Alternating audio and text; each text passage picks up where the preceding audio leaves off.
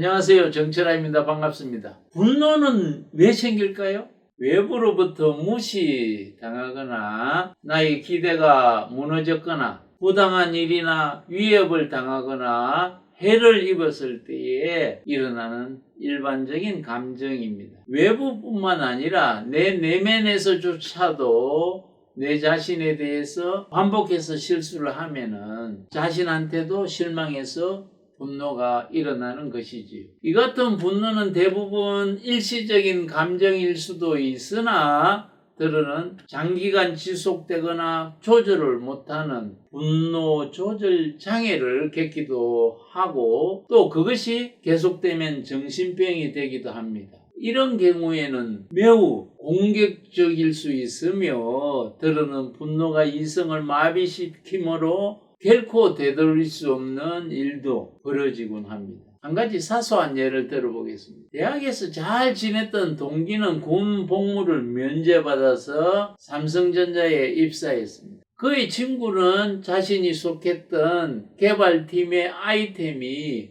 히트 상품이 되어서 특진하여서 가장이 된 것이지요. 군대를 마치고 친구보다 2년 늦게 삼성전자에 입사한 친구가 있습니다. 연구센터 로비를 지나갈 때에 가장이 된 친구가 지나가자 반갑게 눈 인사를 했습니다. 그런데 그 친구는 아는 척도 하지 않고 못 본 척 하는 것입니다. 이럴 때에 어떤 분노가 일어나나요? 지가 뭔데 가장 되었다고 나를 무시하는 거야? 사람이 왜 저래? 저게 인간이야? 저걸 친구라고 믿었던 내가 잘못이야 라고 자기 자신이 스스로 이유를 만들어내면서 분노하는 것이지요. 분노는 무시당했을 때 또는 기대한 일이 이루어지지 않았을 때 부당한 일을 당했을 때 일어나는 내가 만들어낸 감정입니다. 따라서 분노는 나에게 올라오는 순간적인 감정 반응이고 분노 대상에서 즉각 반격하고 싶어지는 것입니다. 왜 상대에게 물어보지도 않고 상대의 행편이 어떠한지도 알아보지도 않고 자의적으로 해석하여 분노하는 것일까요? 우리 인간의 뇌 구조 때문에 발생하는 것입니다. 인간의 뇌는 진화 측면에서 3층 구조로 나눌 수가 있습니다.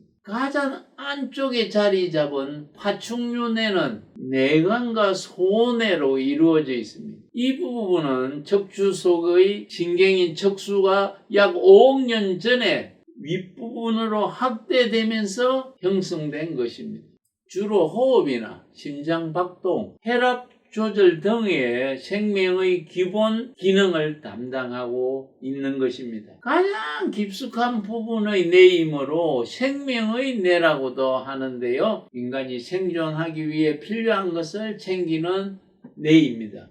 배고픔, 목마름, 수면, 그리고 성욕 등을 관장하는 뇌라고 하지요. 파충류의 뇌를 감싸고 있는 한 단계 더 진화된 뇌가 감정의 뇌라고 합니다. 펜도체라는 부분에서 발생한 정보를 전달하는 역할을 하기도 하고 자신의 감정을 저장하고 전달하는 기능을 담당합니다. 포유류가 꼬리를 흔들며 애정을 나타내거나 겁에 질려서 울부짖거나 움츠리는 등의 감정적인 행동을 하는 이유도 이 부분이 발달되어 있기 때문입니다. 인간 내의 변형계 부분에서 이런 감정이 일어나게 되어 있지요. 포유류의 뇌가 있기 때문에 우리의 뇌는 가족을 돌보게 하고 공동체 이익을 추구하도록 이렇게 지시하는 것이지요. 포유류의 뇌를 둘러싸고 있는 대뇌 피질부가 있는 뇌가 이성의 뇌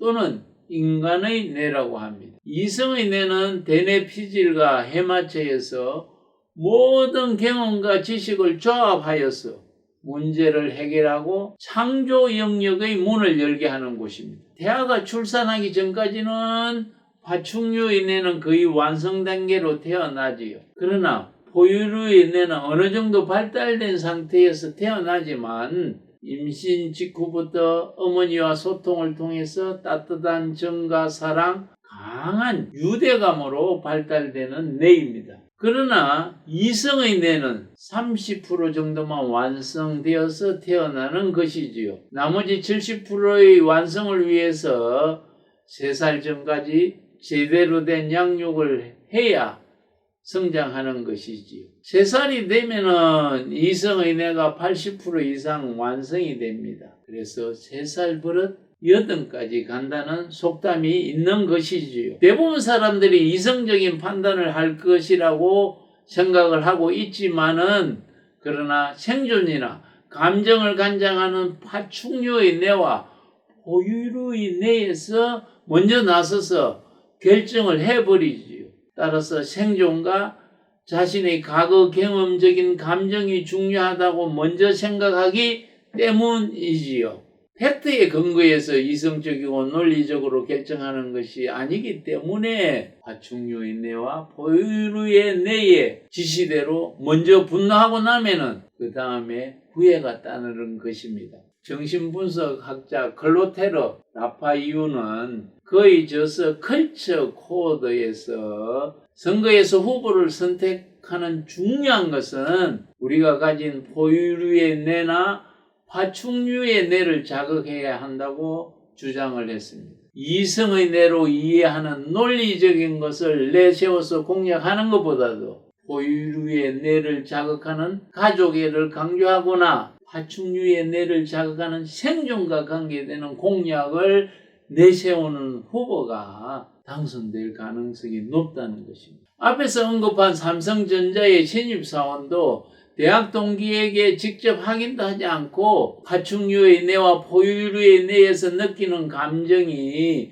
먼저 자극을 주었기에 분노한 것이지요. 가장이 된 대학 친구는 눈이 건시라서 잘못 볼 수도 있고 또 동료들과의 대화에 집중하다 보니 그냥 지나칠 수도 있는 것이지요. 그리고 한동안 보지 못해서 그 친구가 대학 동기인지 아닌지 생각하다가 그냥 지나치게 된 것일 수도 있습니다. 친구에게 직접 확인하기 전에는 알 수가 없는 것을 혼자서 분노하며 상대를 욕하고 잠도 못 자는 것, 그러한 행위는 이제 그만두어야 하겠지요. 포유류와 파충류 내의 반응이 먼저 나타나는 것이므로 수시로 자기 자신을 바라보는 알아차림 훈련을 하지 않으면 우리는 매일 분노 속에서 살게 될 수도 있는 것입니다.